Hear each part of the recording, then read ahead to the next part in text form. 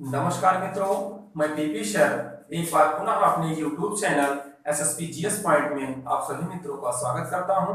मित्रों, पिछले वीडियो में हमने व्यंजन को जाना, व्यंजन के भेद कितने हैं उनको जाना। इसके बाद हम आज चलते हैं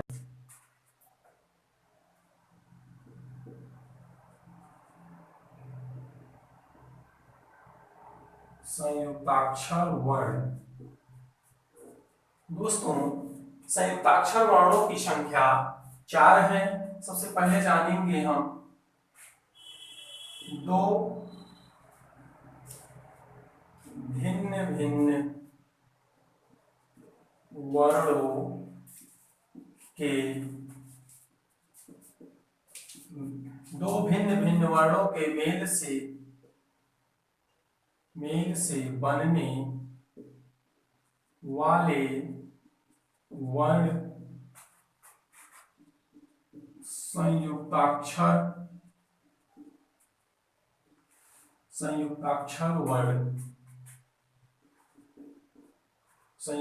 वर्ण कहलाते हैं।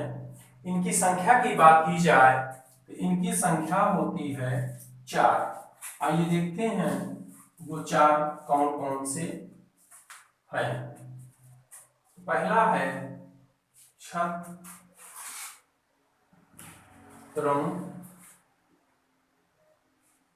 ज्ञ और श्रा। छत्र, ज्ञ और श्रा। मित्रों, यहां से जो प्रश्न पूछा जाता है कि छा का निर्माण किन वर्णों के योग से हुआ है, तो बहुत बार परीक्षा में हम लोग गलत करके चले आते हैं।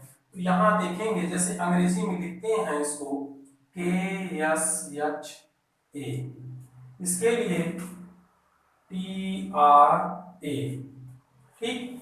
इसमें लिखते हैं JYAN, यहाँ लिखते हैं SHRA।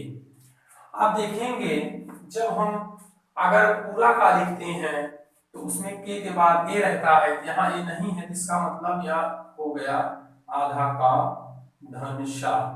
आधा का धनशा मिल करके छा का निर्माण हुआ। इसके बाद आधा ता धनरा मिल करके ता का निर्माण हुआ। ज आधा ज प्लस या मिल करके ज्ञा का निर्माण हुआ और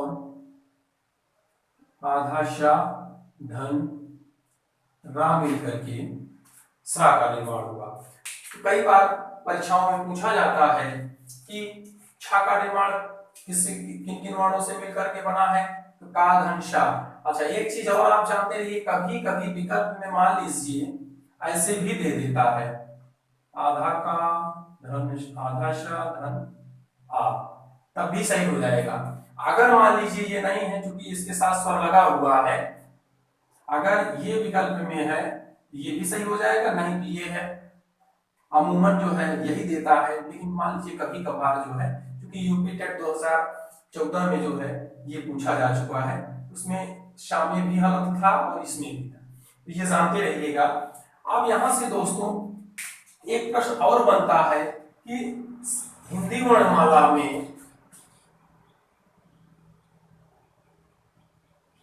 हिंदी वर्णमाला में संयुक्ताक्षर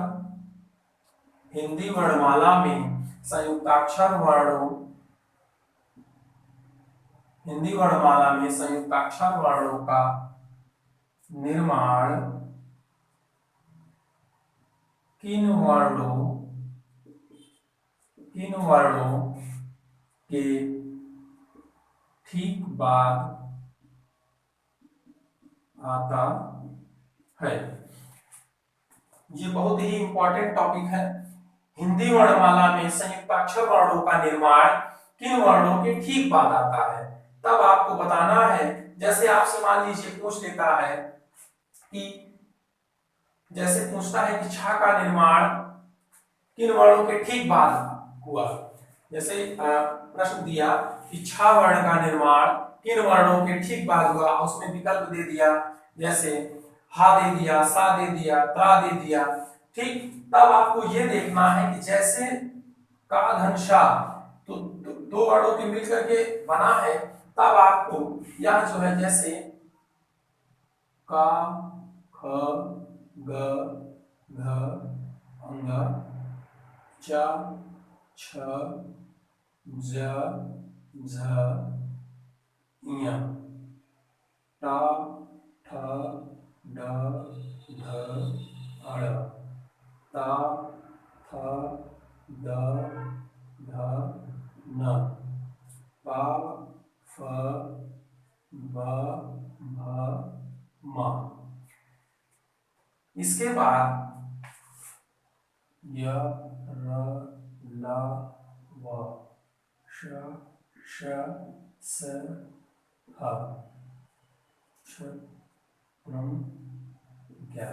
आप देखेंगे जैसे आप मान लीजिए आपसे पूछे कि छा का निर्माण किन वर्णों के ठीक बाद हुआ है, तो अब आप इसको देखते हैं आधा का धन शा, तो आपको तुरंत जैसे मान लीजिए चार विकल्प दिया और आपको दे दिया जो है यहां दे दिया हा, पहला विकल्प दे दिया मान लीजिए हा, दूसरा दे दिया आपका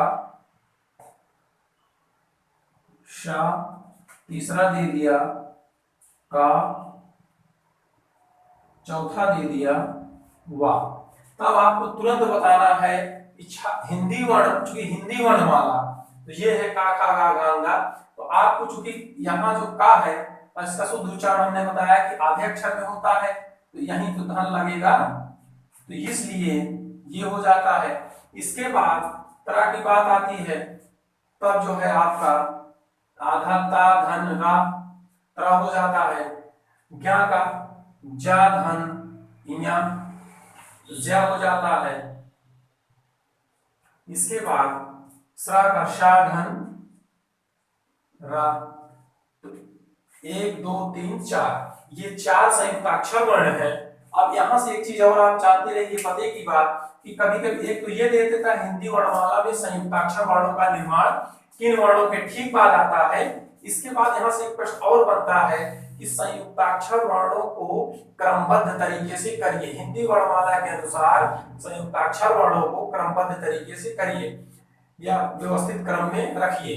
तब आपको करना क्या है, पहले जो है आपका छ हो जाएगा, इसके बाद फिर ज्ञा हो जाएगा, इसके बाद फिर त्रा हो जाएगा, फिर उसके बाद श्रा हो जाएगा। ये आपका व्यवस्थित क्रम है।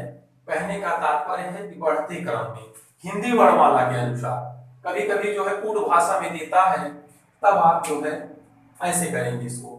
चलिए ठीक है मित्रों, बस आज का वीडियो यहीं तक, और ये वीडियो आपको पसंद आया हो तो इसे लाइक जरूर करिएगा, कमेंट करिएगा, और चैनल पे नए हैं तो चैनल को सब्सक्राइब करिएगा और घंटी को बजाना मत भूलिएगा। धन्यवाद।